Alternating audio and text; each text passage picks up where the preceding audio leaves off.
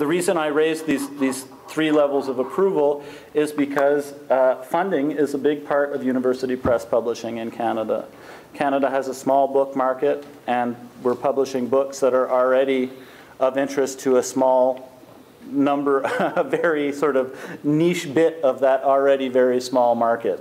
And this is okay. We all know we're involved in this. This is perfectly fine.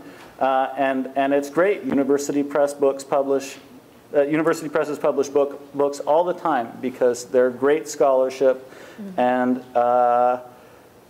that's a primary consideration. Even though only 275 books will get sold over the next 10 years, that's okay.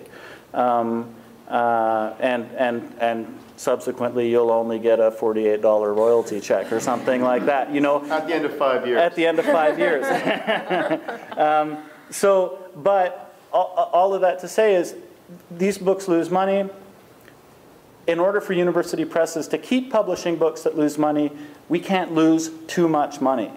So there are certain requirements that change given the book. There are certain books that are scholarly books that for a variety of reasons, either subject matter or genre. I'm thinking, for instance, if you go down past the McGill Queen's booth in the fair, there's a Mordecai Richler biography that is a scholarly book. It's a biography, it's an intellectual biography, and it's by a guy who's in an English department.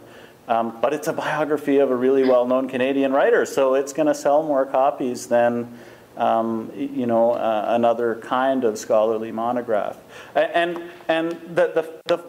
Which is to say that the funding that is determined to be required by the press that you're working with is always consistent with things that we're trying to do with your book and with the needs of your book. So I'm not going to ask you for money if the book doesn't need money, but you know in advance that almost all books need money, and that the ASPP grant that we get is always the baseline, and in fact usually we require more money to, or sometimes anyways, we require more money to publish that book. And it's not uncommon for us to say, listen, we need an extra X amount of dollars. Here's a funding letter. We'd like you to go to your chair or to your associate dean of research in the Faculty of Arts or wherever you are, or to approach other outside funding agencies that may not be the Aid to Scholarly Publications program, but there are other funding agencies. Sometimes universities have a formal publication subvention program.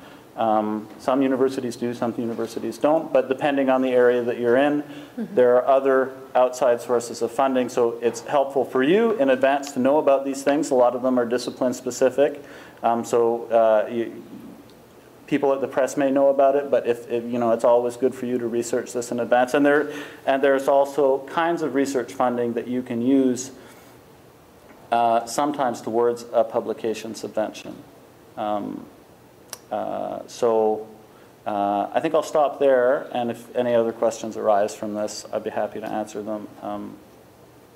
But yeah, that gives you a sort of idea. Basically, the message is, don't be surprised that we're asking for funding. This is what is required for us to publish books that lose a whack of money but are really great scholarship and deserve to be published.